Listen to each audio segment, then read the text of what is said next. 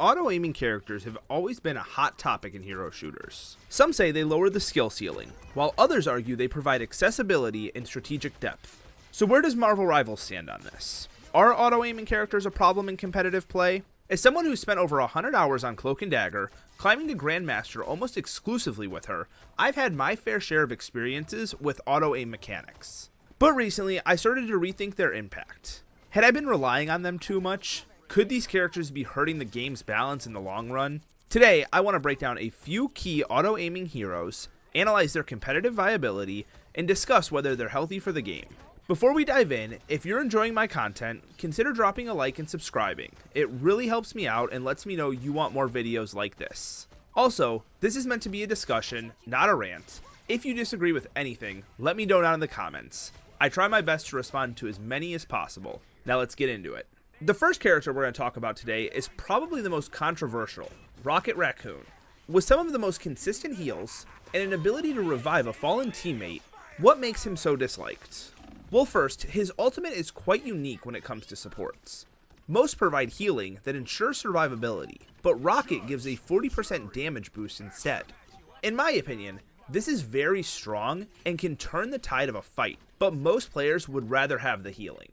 On top of that, just because Rocket's healing is consistent, doesn't mean it's good. He has no way to do burst healing, which can be quite important to deal with big pushes from enemies, or dealing with opposing ults. I would like to give some credit to Rocket though, as he is one of the best healers to use to deal with dive. His ability to dash around the map and climb walls makes him very difficult to kill, all the while he can continue to heal. He also has quite good damage up close, making it even harder for divers to kill him, but he does have to be mindful of his revive station that can easily be destroyed. Finally, I want to take a moment to talk about Rocket's team up with Punisher and Bucky, giving them infinite ammo for short periods of time. This being one of the most powerful combos in the game is one of the main reasons you'll see Rocket used in the higher ranks. Rocket himself isn't a bad hero, but the issue arises when players rely on him playing without learning other supports.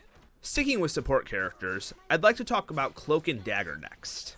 It honestly pains me to have to say this, but I now hate seeing them on my team since they were nerfed in the Season 1.5 update.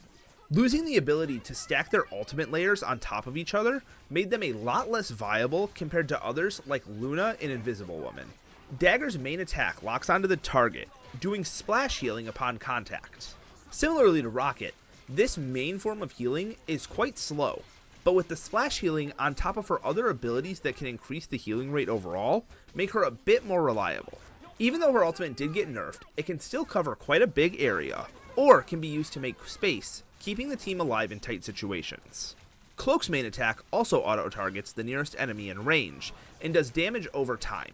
He also has good utility with options to debuff enemies, or hide his entire team for a short period, protecting them from incoming ults.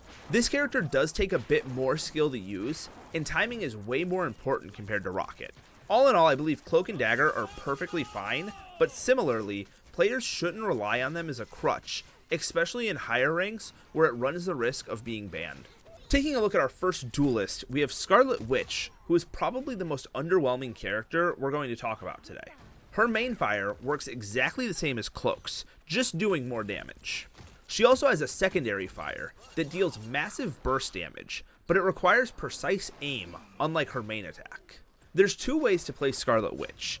You can either use her as an anti-dive character, since she can fly above the enemy, not missing with her main attack, and stunning them out of their abilities with her E. Alternatively, she is great at pressuring the opposing healers in the same fashion, especially since she can easily avoid Neymar's turrets with her shift and return back to her team when needed. I believe this is the furthest away from being a problem any character we're going to talk about today will be. Just because she's considered a throw pick in the lower ranks, I doubt we see her main attack get any stronger, as the players who know how to use her in the higher ranks would absolutely dominate, especially after they recently buffed her ultimate. Speaking of Neymar, he's up next, and I'm going to be honest, we really only hear diving mains complain about this one. He has the ability to throw down 2 auto-locking turrets at a time to help deter enemies such as Spider-Man and Psylocke. These turrets can be a huge annoyance to those characters, especially if hit by Neymar's right click, which makes the turrets shoot faster and do more damage for a short time. What helps balance Neymar out is the fact that these turrets have a 12-second cooldown, but it can be reduced by hitting enemies with his main attack. I believe Neymar plays a crucial role in the game right now and is far from overbearing, considering his turrets can easily be broken by any ranged character. Considering he has such a high ban rate as there are few anti-dive characters, I hope we get more like this in the future. I want to quickly give an honorable mention to Star-Lord's ultimate, which gives him a temporary aimbot. In a vacuum, this could be a very powerful ability, especially against a team with no ranged characters. I've personally had many games that I would specifically have to save my support ult just to make sure my team didn't get wiped by the enemy Star-Lord. I don't think that this needs any changes, as you are quite vulnerable in this state, and without good support, you won't get many kills. Okay, so we've taken a look at quite a few examples of auto-aiming characters.